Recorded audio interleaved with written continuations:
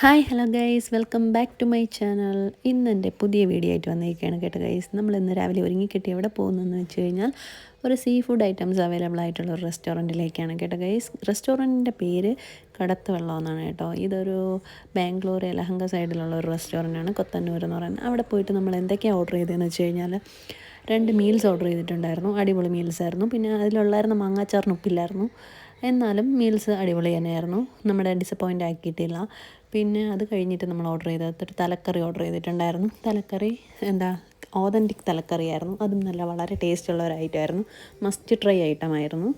പിന്നെ നമ്മൾ ഓർഡർ ചെയ്തതെന്ന് വെച്ചാൽ ചട്ടിച്ചോറാണ്. ചട്ടിച്ചോറിലെന്ന് പറയുമ്പോൾ പൊരിച്ച മീനും ബീഫും ചിക്കനും എല്ലാ ഐറ്റംസും ഇൻക്ലൂഡഡ് ആയിട്ടുള്ള ഒരു ചട്ടിച്ചോറായിരുന്നു കേട്ടോ. അതും വർത്തിയായിരുന്നു, നല്ല ടേസ്റ്റായിരുന്നു.